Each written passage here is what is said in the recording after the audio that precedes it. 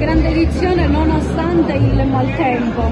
Sì, nonostante le condizioni meteo avverse siamo riusciti comunque a rimediare, una bella edizione, penso che verrà anche ricordata, il Palacongresso si presta e ringrazio quindi anche il Parco Archeologico nella figura dell'architetto Sciarrate per aver concesso a noi la possibilità di poter comunque continuare questa meravigliosa festa, questo meraviglioso festival.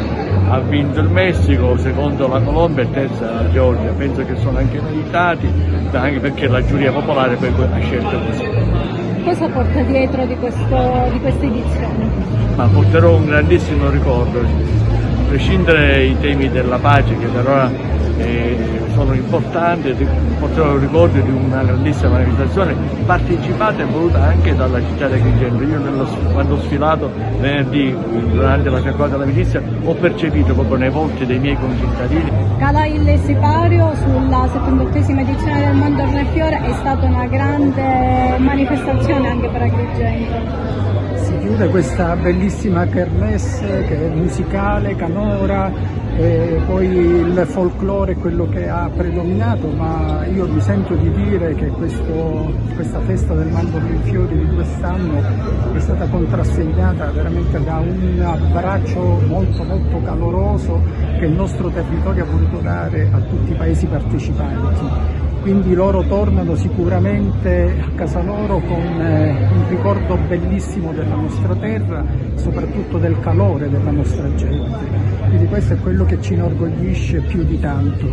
Io ho sempre detto, spero che l'anno prossimo l'edizione del Mandorlo veda come partecipanti quei paesi che oggi sono impegnati in tutt'altre azioni per la difesa della pace.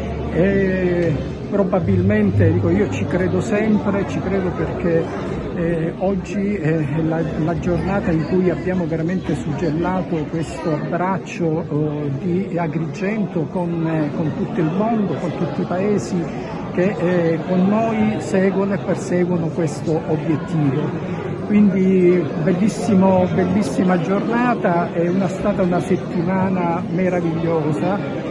Poi il gruppo premiato, cosa dire, io già avevo espresso il mio fortissimo compiacimento per il gruppo del Messico, perché sin dal primo giorno ha dato un'esemplare testimonianza di vicinanza a questa terra, andando a visitare i nostri bambini che oggi non sono qui presenti, sono all'ospedale, al reparto pediatrico. Loro hanno reso questo bellissimo gesto, quindi grande merito a loro e ancora una volta un abbraccio. E dire una sagra al di sopra di ogni aspettativa.